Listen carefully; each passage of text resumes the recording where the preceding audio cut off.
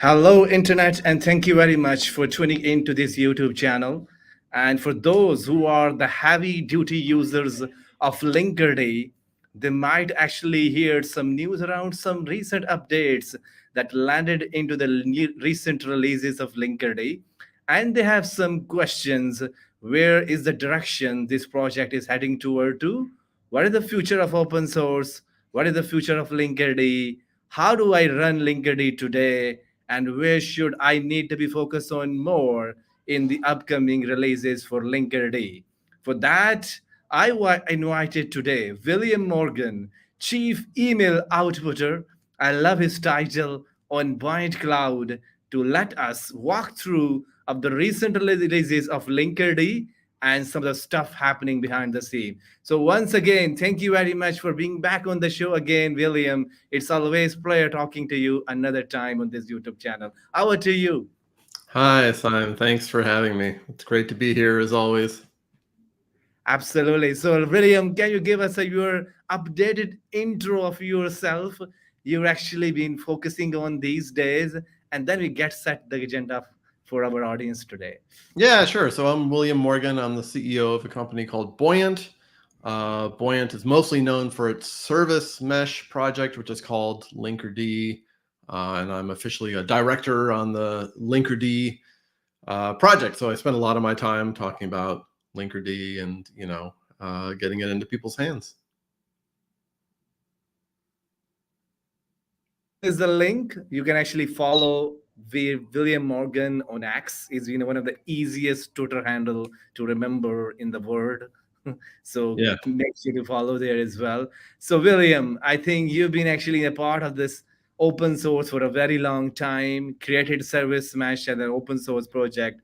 So I think I can ask this question to you today because we actually in 2024, and I wanted to learn from you today. What is open source in 2024? Yeah. Yeah. Well, I think it's one of those things where if you ask 10 different engineers, you're going to get 11 different answers. I think so. If you look kind of historically at the way open source has been, it's kind of evolved over the years. And when I started out, a long time ago, with Linux in the early days of Linux, open source felt like a grassroots movement. It felt like something that we were doing to take back control. In those days, and I was in high school, so this is like dating me.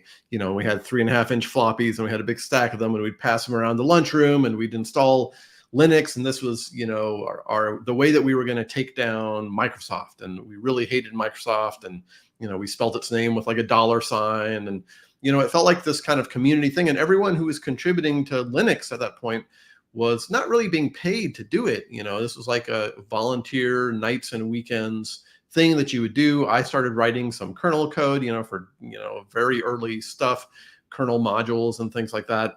And it felt, as like a high school student, I was like, oh, this is amazing. We're taking back control. But I think if you would, fast forward to, and that was, in the 90s. So, you fast forward 30 years literally, and you're kind of in a very different situation where the vast majority of open source is done by people who are being paid to do it by their companies. And I think we'd argue that that's a good thing. That's what you want. Because, when people do work, they should get paid for it. That seems right. And then also, if you are a consumer of one of these projects, if you take in an open source project and you start building, something on top of it, the biggest question in your mind is not, is it going to solve the thing that I need it to solve, but is this project going to be around, or is it going to die? In 6 months from now, is a maintainer going to go get distracted or something like that? And if it's a nights and weekends project, then the risk is much higher than if it's, if there's a company behind it that's kind of funding it. And so when we started Buoyant, which was almost 10 years ago at this point, we started the company first. Even though we had this open source project in mind, we started the company first because our feeling was, even at that point, even 10 years ago, what was important for an open source project, if you really want it to be a long-lived project, you need some kind of company behind it. And I think in 2024, that realization is really starting to hit people. We've seen things, especially, so I'm in the cloud native space, of course, as you are, and you've seen things very recently with, companies like Weaveworks effectively going under, and a lot of the critical projects like Flux are suddenly in the state of, of anxiety. Now, Flux has a happy ending there, but it could have gone in a very different direction. You see projects like Knative that Google has invested in, suddenly, having all their Google resources kind of removed from the project. You see, even in the kind of broader space, you see things like, HashiCorp getting acquired, and and Redis changing its license and things like that. So we're kind of in this time of turmoil, where I think everyone is feeling the change, maybe delayed by a couple of years, but there's kind of a change in the economy, that is starting to catch up with these open source projects. And it's not enough to say, oh, well, we'll just, this project's going to be around forever, and like our gracious friends at Google are going to keep funding this thing, and we can rely on it because it comes from Google. In fact, we're starting to feel the opposite, where, oh crap, if I'm depending on this project, then I need to understand, how is this going to be a long-term project? And that's a change. It's a change in attitude for a lot of people. So that's a very long answer to a short question, but I think basically, 2024 is kind of a year of reckoning for open source projects, especially for you as a consumer of an open source project. What does it mean for this project to be healthy? I think the answer there is becoming a little different, maybe, from how we thought about that in the past. Yes, absolutely. I think like back in, as you mentioned, back in the Linux day, we see a wave on that time is also there are some Linux distribution backing up by the strong companies, and Mm-hmm. those companies is actually heavy duty users, and they have the paid developers who are maintaining the project. And now we're heading back to the same era, is I think, as you mentioned correctly, because a lot of the open source project is running the business critical apps. Mm-hmm. They are in the business critical infrastructure. So in order to depend on the open source project that running your business, you have to be backed up by some companies who actually investing a lot of time, and they have users, they have developers who are full job is to actually make sure those projects have a stable releases, don't have any security vulnerabilities, and then making sure they can actually what they actually we ask them to do, they have to do it. So that should be actually, I think, will be the goal in the open source going to be. But I can ask this question because it's regarding to the open source spectrum. What's new that's not known about open source? What's new that's not known about open source? Well, I think the beauty of open source is that, it is largely known, right? Like that's kind of the that's kind of the promise that you're making to people when you're creating an open source project, which is, we're going to do this stuff in the public, and the code is going to be there, and your ability to use that code is going to be largely unrestricted. So I don't think there's a lot that's not known. I think one thing that I've realized, especially recently with some of the changes that we've made in the Linkerd project, and how the community has kind of navigated those changes, is that a lot of people don't actually have a really clear understanding of what open source is, and what it allows you to do and what it doesn't allow you to do. So for example, for a project like Linkerd, or really almost any project in the CNCF, the Cloud Native Computing Foundation, they're open source, and they are open source under the Apache v2 license. There's a couple exceptions, but like that's the majority of projects. And what that license means, what it means to be open source, is you can take that code and you can build a product on top of it. You can do whatever you want with it, including a commercial product. You can build a competitor to the open source project. Yes. You can do whatever you want, right? But that's really all that it means. It doesn't mean that the project has to do anything else beyond provide that, the source code to you. It doesn't have to even provide build mechanics. It doesn't have to, it doesn't have to provide releases, doesn't have to do anything. And that can come as a surprise to people. it doesn't even have to accept PRs. That's not a requirement of being open source. Now it might be an expectation, right? But like people have built up, I think, a lot of expectations that are different from what kind of the core requirements of open source are. But is that hidden? I don't think that's really hidden. I think that's more a difference in expectation than anything else. Absolutely. And I think before we're moving into the service mesh and the Linkerd, because that's where we wanted to invest more time in, because as you know, with the news popping up all the time, recently HashiCorp joining IBM, season is actually on the horizon, is at the peak, and people trying to navigate these questions a lot these days. Do you think is 2024 a year to we actually become or build a model that is sustainable for the future of open source? Well, yeah, I think it is. And I think if anything, we're closer to that in 2024 than we've ever been. I think in part because people's expectations are changing and people are realizing that for a project to be successful, there has to be some kind of economic engine behind it. And I'll probably talk about that a fair amount, in our conversation. And that makes it easier to talk about kind of the business aspect there. So I think the issue with open source is that for a long time, we've kind of had in the back of our heads this idea, the early model for open source, where it's nights and weekends, it was like a volunteer effort, it's this grassroots, like anti-capitalist almost thing. We're going to take down Microsoft. But, over the past 30 years, that shift that I talked about has happened. And now almost every open source project is funded by companies. And we've kind of, we've had this like layer of pretense where we're like, oh, well, those are just the vendors. Vendors are bad. Open source projects are good. Here's the community. And the reality is, like, everyone in that community who's talking actively is paid to talk. Everyone who's writing code in that community is paid to write that code. Almost everyone, And so I think what's happening now is we're kind of we're doing away with that fantasy a little bit, where we're like kind of pretending that we're all this one happy community of people who have nothing to do except write code and build communities around it. And we're kind of just being a little more transparent that, hey, everyone here is here because they're paid to be here.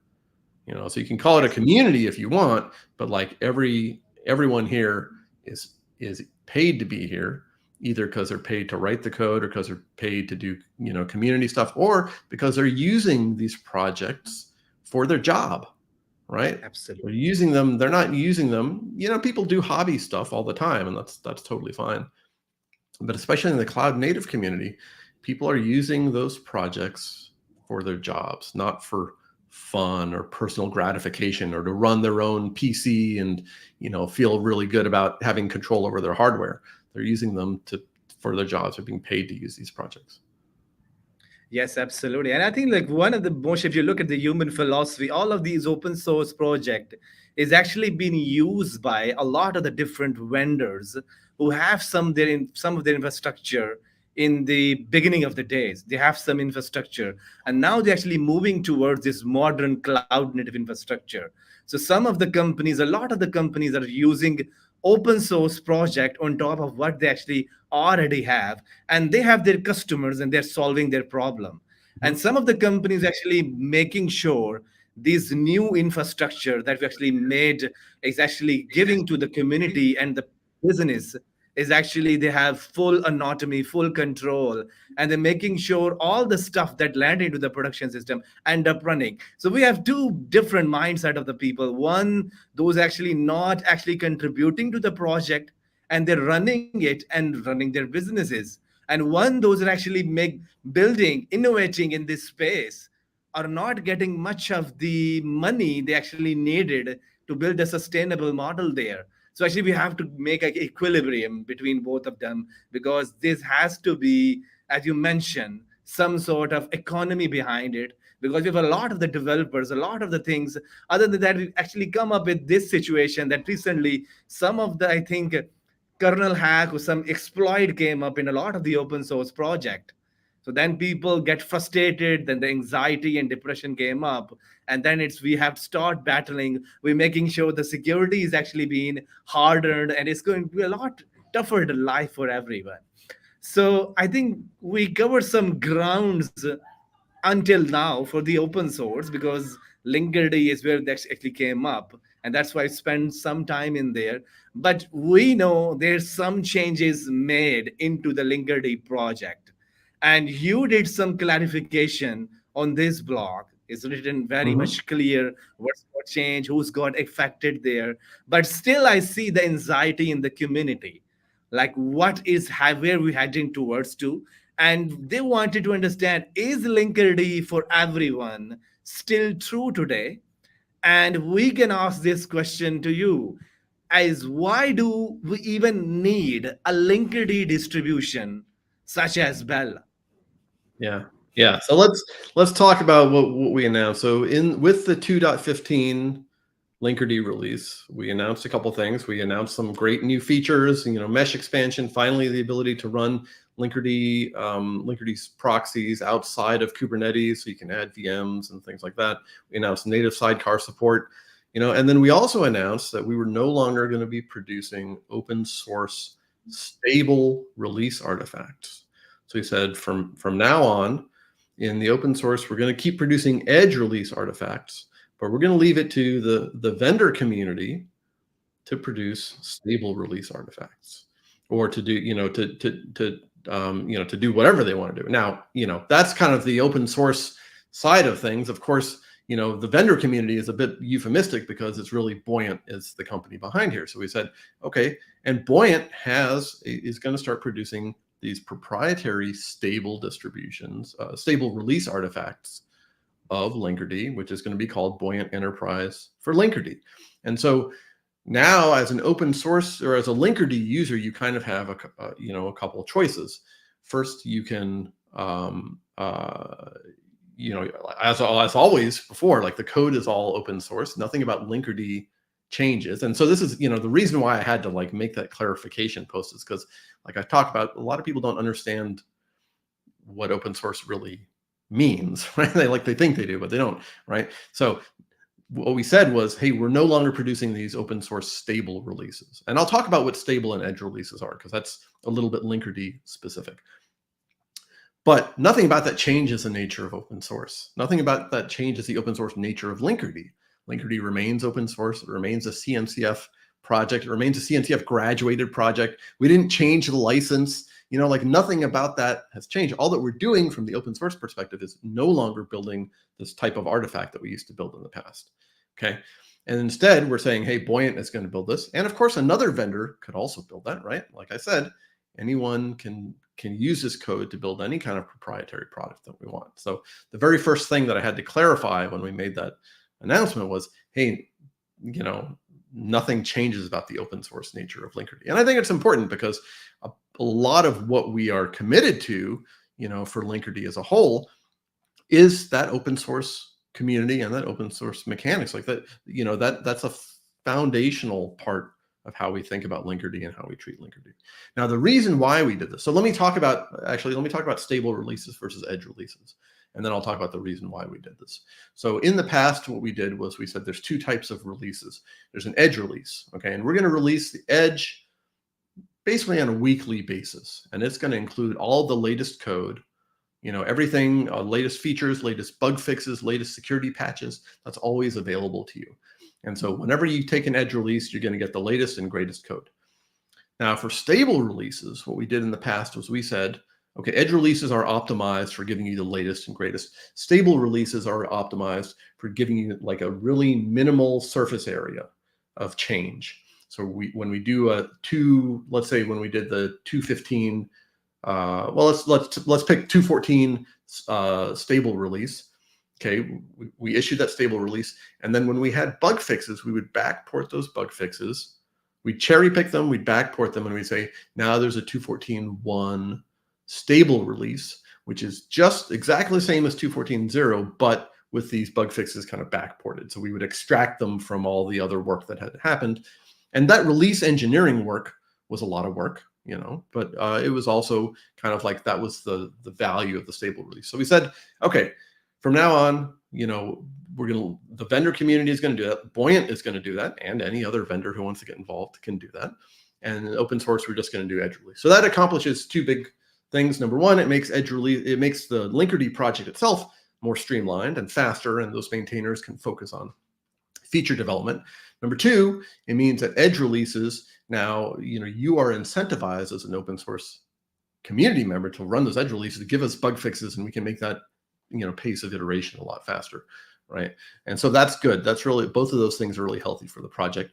Now, you as a Linkerd user, you have, three choices. Well, maybe more. Number one, the code is always available. The build, that's all open source, right? The build itself is open source, so you can build your own release, whatever, however you want, right? You've always been able to do that. Number two, you can use an edge release, which has, like I said, latest and greatest bug fixes, security patches, features. You can, when you report bugs to the project, it's really helpful for it to be from an edge release because it's, it's the latest code. Or number three, you can come to Buoyant and you can say, well, I want a stable release. What's important to me is that word, is the word stable. And, and if you do that, then you have to pay for it. Now, the reason why we made this change, there's one really, really important reason, which is what we found was that people were taking Linkerd, they were taking the stable releases, they were building these billion-dollar businesses on top of them, really successful businesses, and they had no reason to ever give anything back to the project. They were consuming it and they were not funding the project. And that was not a long-term successful path for Linkerd. That meant that Linkerd had just a disconnect from the value it was providing, right?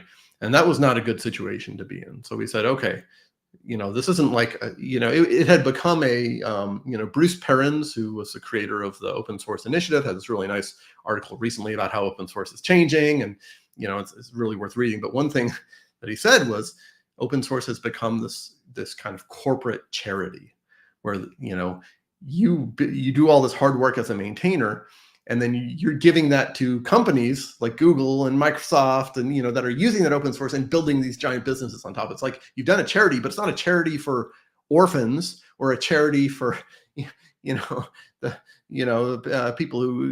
who don't have enough food. It's a charity for corporations, right? And that's what Linkerd had become a charity for corporations. So we said we have to change that. And the way we're going to change it is we're going to say, hey, if you're using a stable release and you're running Linkerd and you just want it to work and you want it to be stable and you want the semver semantics for upgrades and all that stuff, then you have to fund the project. And this was the easiest, least invasive way for us to do that.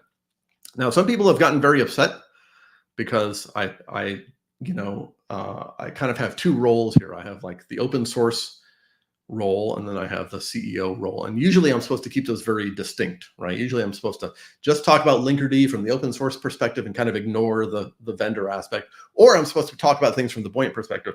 But I really wanted to talk about both of those things because my point was it's really fundamental. The reason why we're making this change is because Buoyant needs a way to connect the value that Linkerd is providing to users with funding back to the project. And so that was a change we made. So we said, okay, again, as an open source, as a Linkerd user, you can use edge release, purely open source. Here's kind of the pros and cons of that. You can use a stable release. You're going to have to pay for it, or you can take the code and do whatever you want with it. And so far, it's been working incredibly well. It's actually, the open source Linkerd community has been very appreciative, very receptive, very open to that. Almost everyone we've talked to has said, okay, yep, we get it. We understand why. We're getting a lot of value out of Linkerd. Let's figure out how to give some of that value back to the project. So it's been an incredibly beneficial change for Linkerd. Yes, absolutely. And I think I talked to a lot of my previous companies' customers, and they were happy too with that change as well. Because one thing is actually they see the value of getting out these diseases. They actually check back with you, and you are actually the one who giving them a stable releases. So this is basically 24 hours, 24/7 support to them that is provided by the Buoyant, who are the number one maintainer of the Linkerd project. And they are actually running the business for Linkerd on solving the business problem with the project. So they're not actually spending a lot of time, what's got in there, what the new feature added, Is it worth trying out? Is it a bug free? Is a security patch is released? So that way they actually have a full control, or they can trust the vendor or the buoyant that the making sure that what the stuff is going into the production is kind of a unique way, and it's not having any bugs or related, and then they're actually giving back their contribution toward the maintainer, and they're actually developing the solution. So I think that model is a kind of reflecting, we're not just seeing this is happen on just Linkerd. It's basically being populated in a lot of different streams. Even we look at the Terraform, they have the same argument Mhm. that everybody is using the Terraform is, and they're running full businesses without giving any contribution back to the community of Terraform. And Right. that's same for the MongoDB, I guess. So they are asking the same argument. So your argument is actually just not one argument. It's been populated. It's being a philosophy of all the open source project that is getting backed by the community, but end up using by the main bigger organization, the biggest firm who running businesses on top of it. And Mhm. you are the maintainer who are actually spending a lot of time, days in, day out, making sure the stuff going in there will be stable, will be a production grade. But Right. somebody else is running business and doesn't giving back anything to the project, anything to the community. So that is sensibly everybody who are listening to us can agreed upon. They can understand what's the problem with this approach was, And I and think why we're actually taking a move. Yeah, I think it's really beneficial to you as the user because it means that when when you buy Buoyant Enterprise for Linkerd, and you buy a subscription, you are ensuring that Linkerd is around for even longer, right? So you now have a mechanism to ensure that this thing that you're bringing into your ecosystem that would be really annoying if it disappeared, right? You're breathing life into it. You're giving it oxygen, which it needs not just to survive, but to grow and to expand. No project is like a static thing where it's like, okay, well, sorry, some projects are. Linkerd is not. Linkerd is a fast moving creature, and there's a lot of stuff. It's an amazing project, but my sense is it could be 10x as amazing. We could do 10 times as many things. We could be 10 times as valuable. And in order to do that, we need to have a direct relationship with the users who are getting that value. And I think kind of tying back to our earlier conversation, I would say that for the vast majority of open source projects, the thing that's going to determine, is this project around for a long time? Is this project going to be here forever? Is this project something I can really rely on? The major factor that's going to determine that is, do you have an economic engine behind that project? Do you have do you have some mechanism by which, if you're getting value from the project, you can fund that project and it's directly connected so that when the project does lots of good things, it gets money to grow. And when the Yes. project doesn't, if it doesn't, then it doesn't, and that's fine. But when you have that economic engine behind there, then you have an assurance that, hey, as long as this thing is solving problems for people, then it's going to survive, right? And if you don't have that, then you have a charity situation. Then you have a situation where it's like, well, Google's contributing 12 engineers, but at some point, if Google's not making money, then they're going to pull those engineers off and they're going to put them on something else. You have a false sense of security. My favorite example of that is Open Service Mesh. Yes. Open Service Mesh, big splash from Microsoft. Microsoft could have invested in Linkerd. Microsoft could have joined the Linkerd project, easily. But they're like, no, we want our own service mesh. Open Service Mesh sounds great. Oh, here's 12 Microsoft engineers. And oh, look, we've got another 18 maintainers from around the world and like all this stuff. And, 2 years later or whatever it was, 3 years later, they shut it down because Microsoft was not making any money from that. If they had been making money, if they had like managed to sell that thing, then I think it'd be a very different story. Right. And so that's why I'm trying to, I'm encouraged by what's happening in the world of open source, because I think people are starting to understand there is a relationship between the companies that are building these projects and the users, and that relationship has to be a customer relationship. Like we have to embrace that. Otherwise, you're going to end up with open source projects that just fall by the wayside. They get shut down. You'll end up with more open service meshes.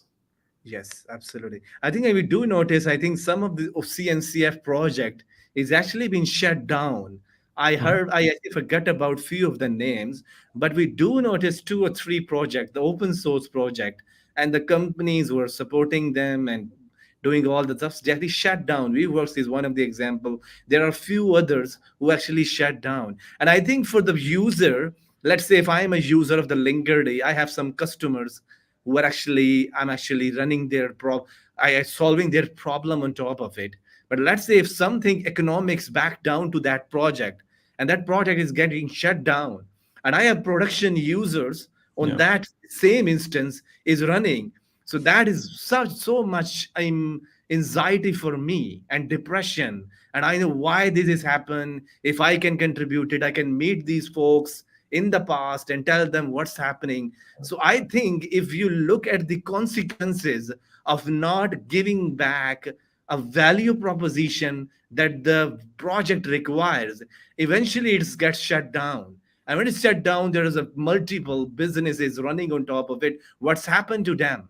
And your point is actually pretty much true in a sense. If you have a economy to back that up, this means this project is actually stable. It will be running for at least 2, 3, 5, 6 years. So I A am in hundred, good control, or a even hundred more. years.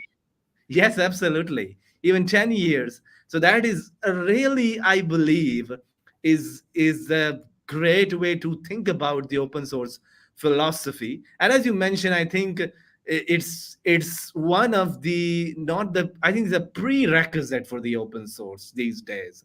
We learned about it, what's flaw in there, and now we're heading toward this philosophy that there is a company behind an open source project in order to make it a 10-year long project, because we all love the feature of the Linkerd.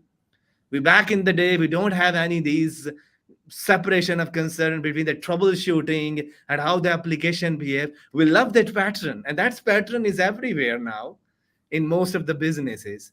And eventually, if that pattern is out of the way, what happened to those who actually been adopted to this pattern? It's very challenging because you have invested 10 years, I believe, in the service mesh. So next person who joined this club, they need to have 10 years of knowledge that Right. you actually build up in order to be a more proficient. It's not just a one stake they can actually pull together and all the knowledge of service mesh comes in their hand and they can do a heavy duty period. So I think it's going to be a natural if that have a company, and company was invested from early on to that project is going to be a more beneficial as well. But I think you touch upon few different pieces, so I can do my skepticism here from the Sure. different Yeah. people who think about service mesh, and so can actually answer these questions as well. So Yeah. currently, I think we spoke about two different things. One, we have the edge releases, and one is the stable one. So Hmm. how do I think about it? So basically, you pull in some stuff into the Linkerd, but it's not making sure, it might have some bugs in it, but you landed some features in there, and that's become an edge release.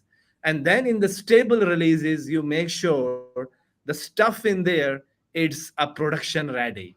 For the product stuff that is in the production ready, that is actually landed up into the Linkerd distribution that we call the bell and bell distribution model. So that's where you're bringing in the stable releases.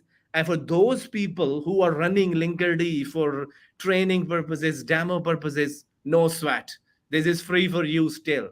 But those who are actually running the business and have more than 50 employees working on them, they have talked to you and they have paid you for the stable releases for the bell version. Is it the same?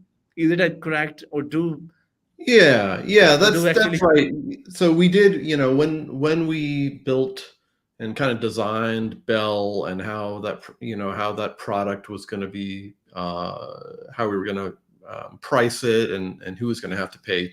We carved out explicitly smaller companies. We said if you're a company with with fewer than 50 employees, then you can run Bell in production for free, and like you don't have to pay anything. You don't have to talk to us. You just download it and go. And it's, similarly, if you're an individual, then like go nuts. And even if you're even if you're a nonprofit or if you have some unique needs, you can always talk to us and we'll be very flexible. We've had nonprofits who we've said, you're more than 50 employees, but you're a nonprofit. It's free. Just go use it. Here's your license. And the reason why we want to do this, because we don't want to stifle innovate. Buoyant itself is a product of the startup ecosystem. So like we know how difficult that time can be. We don't want to stifle innovation. And we don't want small companies to have to like pay, the tax. When you're a bigger company, well, by the time you got 50 employees, okay, you're doing something serious, and if you're building a company that has 50 or more employees and Linkerd is this foundational component, then you should pay, and that doesn't seem unfair to me at all. So we did want to have a carve out for the smaller companies. In terms of edge release versus stable release, the way I would think about it is everything we do in Linkerd, is designed to be production ready. Everything we do is designed to be bug free, and everything is designed to be, to have no security issues, right? As soon as we find a bug, we fix it as soon as we can. As soon as we find a security vulnerability, we immediately fix it. And that happens regardless of what release you're on. With edge releases, you don't get the semantic versioning kind of guarantees around upgrades. So edge releases are basically incremental. They're like nightlies, that you get sometimes in other projects. You get whatever is the latest. Now it should be bug free, but bugs always happen, right? It should be without security vulnerabilities. Like, well, but code always changes and things happen. And upgrades between edge releases shouldn't involve breaking changes, but things always happen. So you take on a little bit more risk. I don't think it's a significant amount of risk, and in fact we've tried to de-risk edge releases as much as we can with this change, because we're like, look, this has to be a really first class way for people to consume Linkerd. So we've got really in-depth change logs, really responsive to bugs and issues. We want this to be a viable way to run Linkerd in production. For stable releases, which again, Buoyant is only doing now as Bell, as Buoyant Enterprise for Linkerd, our proprietary distribution.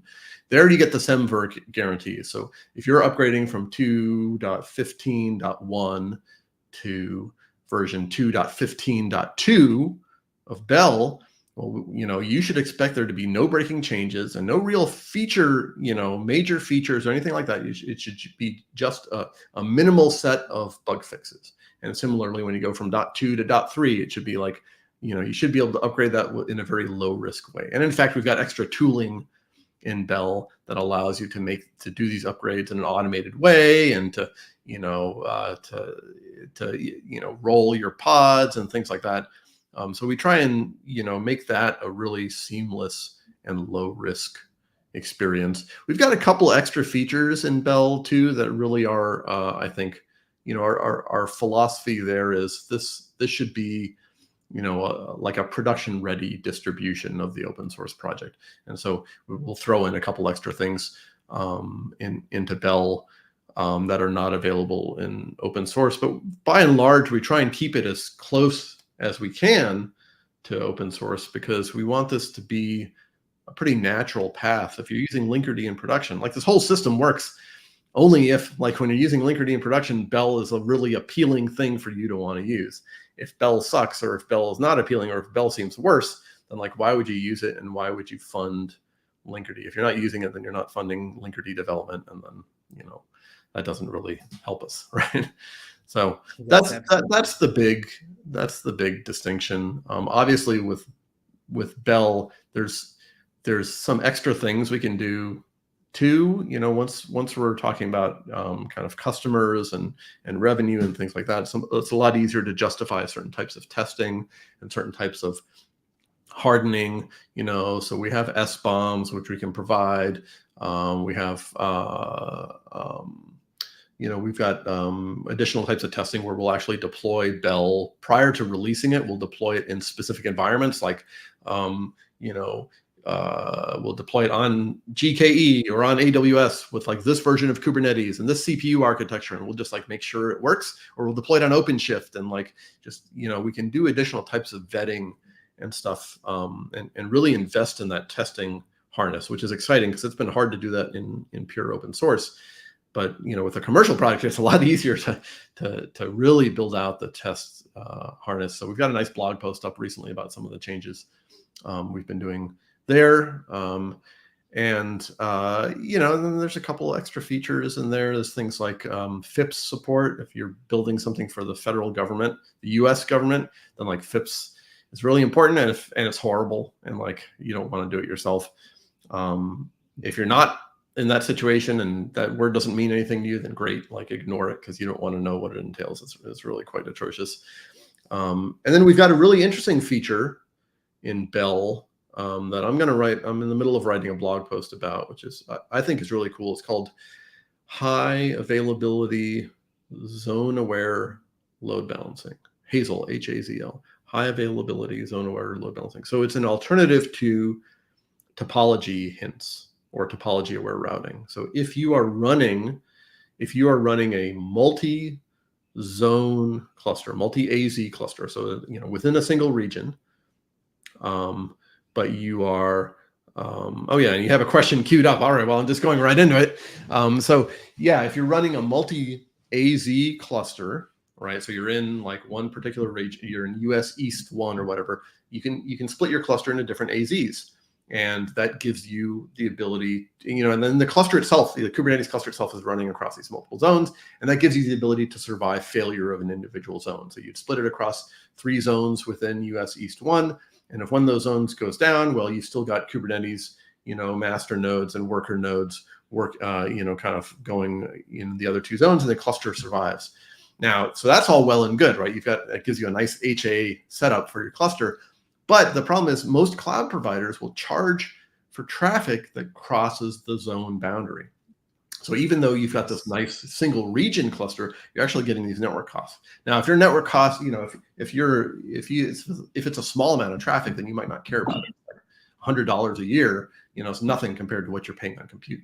But if you've got a lot of traffic, then you care a lot about it.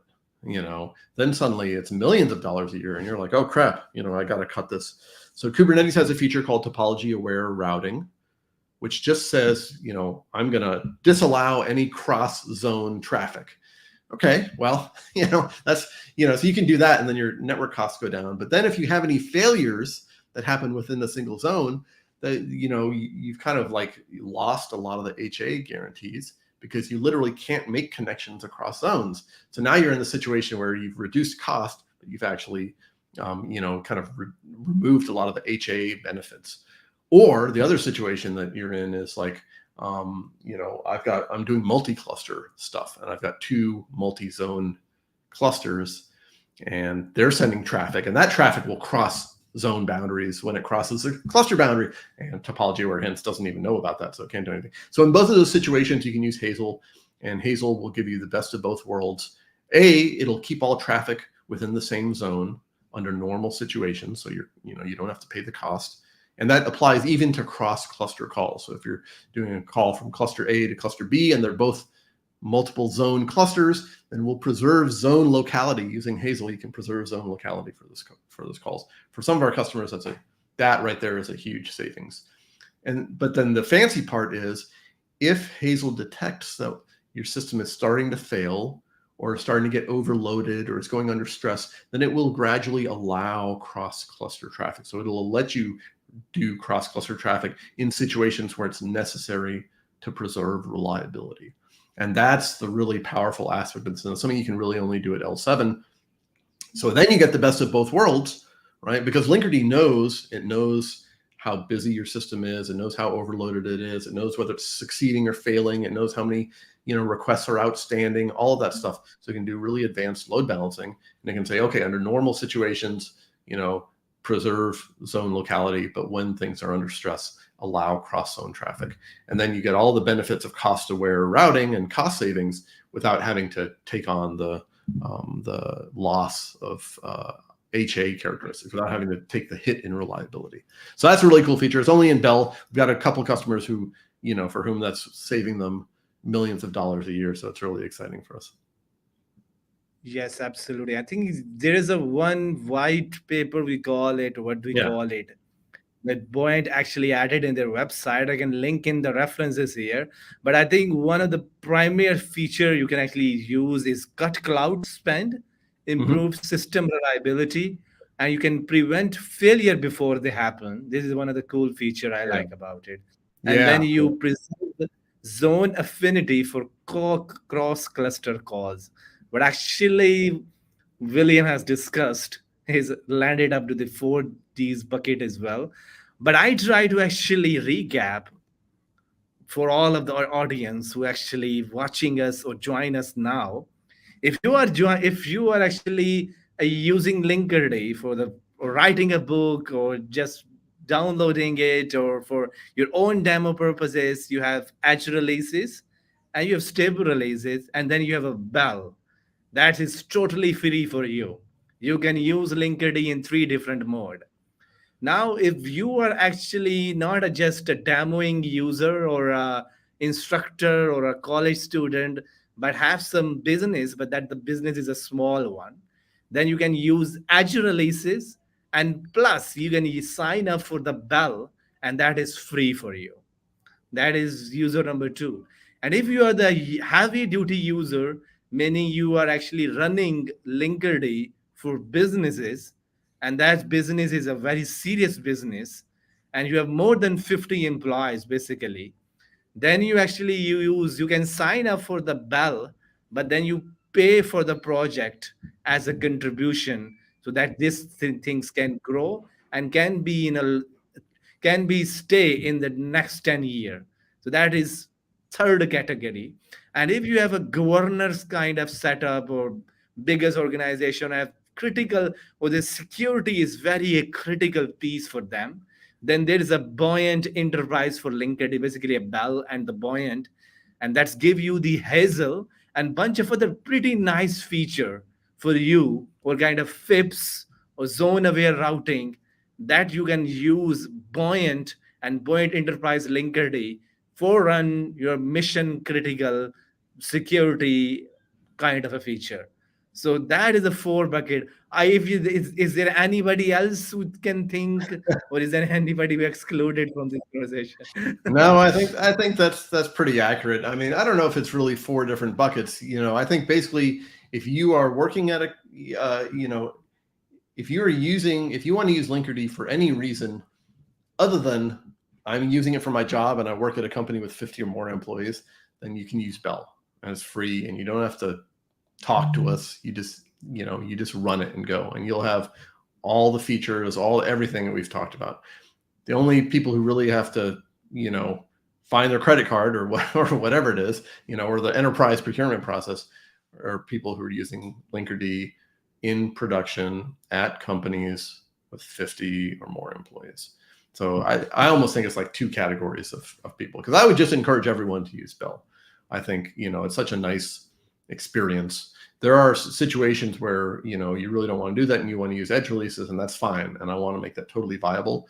But, if you're coming to this project new, I think Bell's got all the bells and whistles and things that you need, and great docs and all that stuff. And I want to make it as easy for you to use it as possible. Yes, absolutely. I think we cover. I think if I see if folks have any questions, or even in the CNCF Slack, or in the Linkerd Slack, or even our LinkedIn and Twitter account, I will actually ask William in the well. But Yeah. I think pretty much we have the four bucket as of today. But only who actually need to take care of is basically the users who have the mission critical apps and more than 50 employees in their bucket. The meaning they're actually running some serious stuff with Linkerd. So it's their duty to actually get back to the as a contribution. And William, is there a sign up available for those user, or it's still not in their website? How this registration process started? Is there? I do notice in the previous post there are some dates associated with that announcement.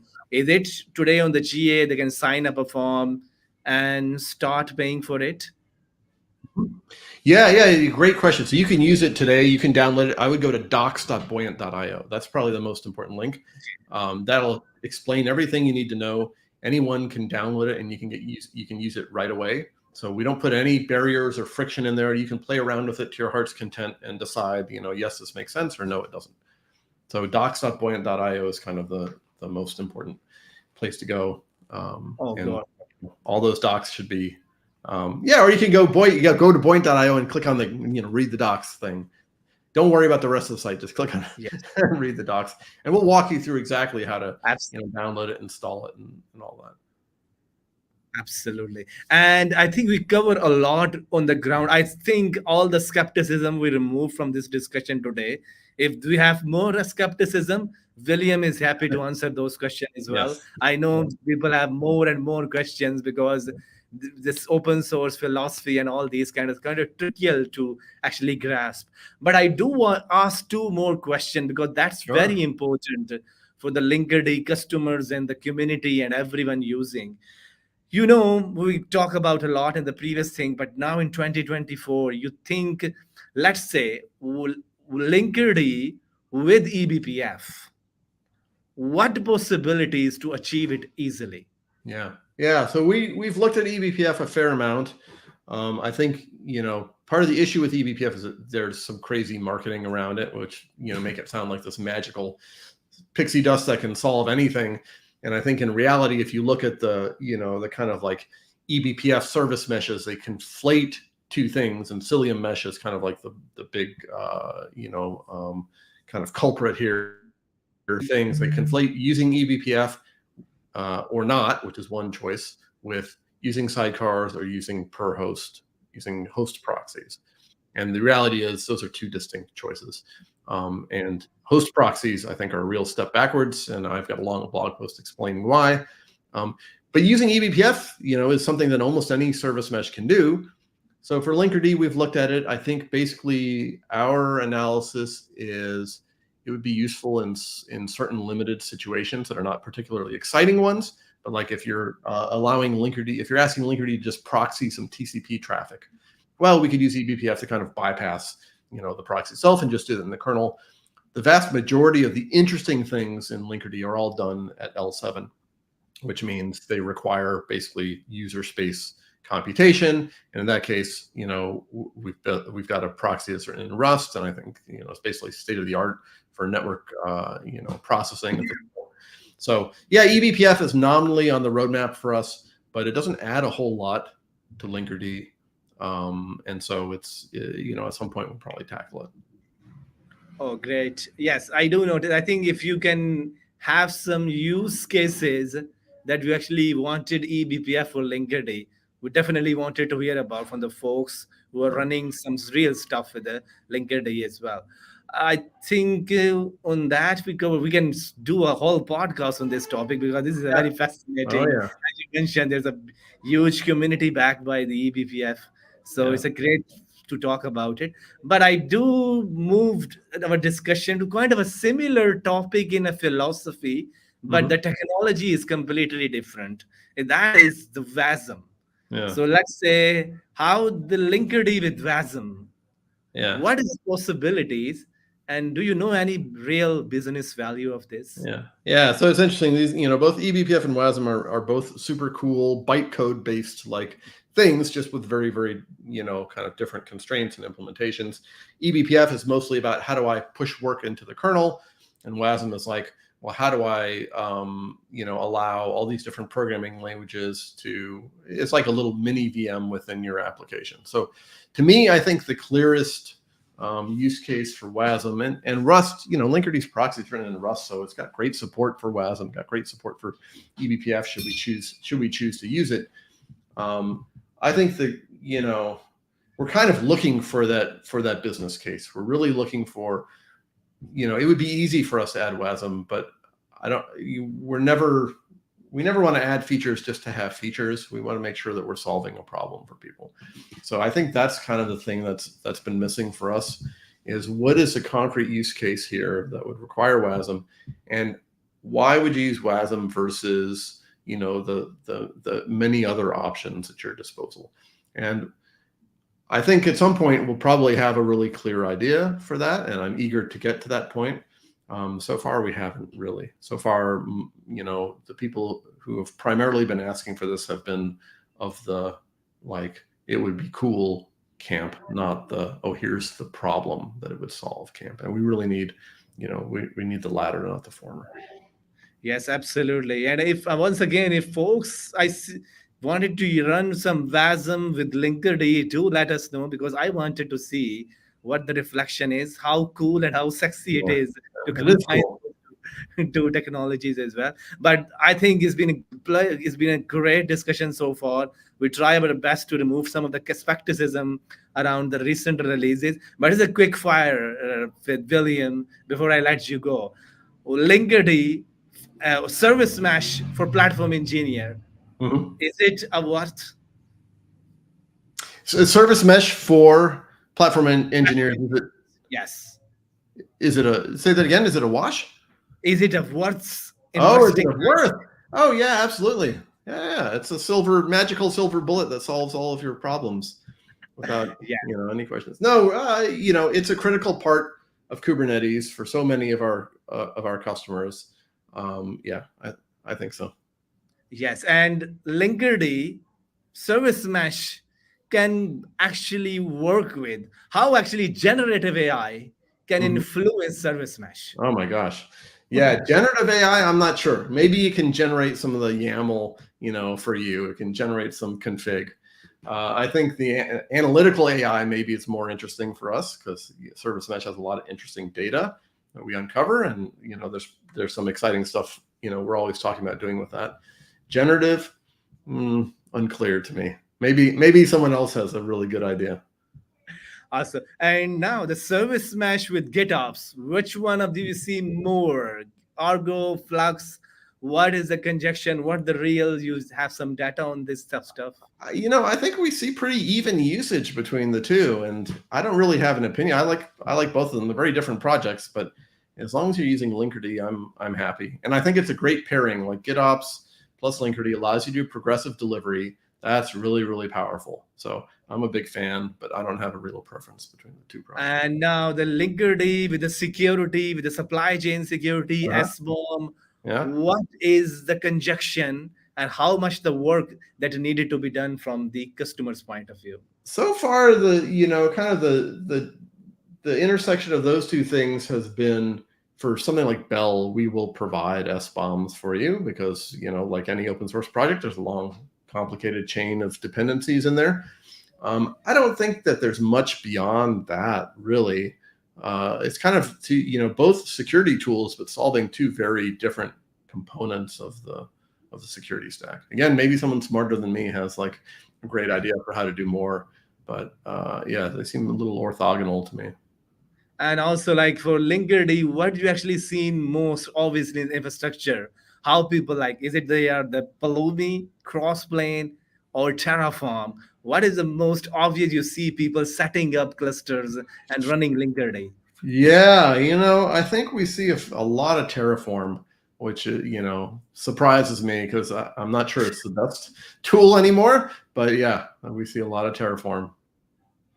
And also, which is the operating system you see that the Linkerd will be installed more oftenly? Oh, that one I'm not really sure. At that level, we're not really looking at the, it doesn't really matter for Linkerd as long as it runs Kubernetes, and we're kind of okay. And Linkerd works on ARM just as well, so yeah, I don't even know. That's a good question. Oh my God, I will definitely put some data. But I think with the same question, what is the Kubernetes distribution you see Kubernetes installed more heavily? Linkerd installed more heavily. Yeah. We see a lot of SUSE. We see a lot of Rancher. We see a fair amount of OpenShift. And then we see a lot of the, whatever the default is for the cloud providers. So that's probably the biggest one. It's like whatever the default is on this cluster, that's what we're using. And final fireside, what is the cloud? Which cloud you have seen service mesh Linkerd installed more oftenly? Yeah, it really is all on all of them. We really see them all over the place. There's a lot of Azure users, but a lot of AWS users, a lot of GKE users. So yeah, we just see them everywhere. Oh, great, William. We top of the hour, but I enjoy every minute of it. And seem like when we actually connected, it's been one of the ride for me as well. But I will do notice you how the audience feel about some of the things we actually discussed today. And if they come up with some question, I will interrupt you as well. So we wanted to make sure we remove most of the skepticism around Linkerd for the near future as well. But before I let you go, the final question is for you. I want you to wrap up. At least give us a 5 key takeaways running Linkerd in hard places. 5 key takeaways. Oh my gosh. I don't know if I can get to 5. Well, so the first one would be, I think you really need to consider your operational kind of, surface area. So if you're bringing something like Linkerd in there, do you understand how it works? Do you have the monitoring and alerting and all of that in place? That's the first one, because otherwise you're going to get surprised. No matter how good Linkerd is, something's going to go wrong with the network, or something's going to go wrong with your application, and then you're going to have to understand what Linkerd does in that situation. Number 2, well, that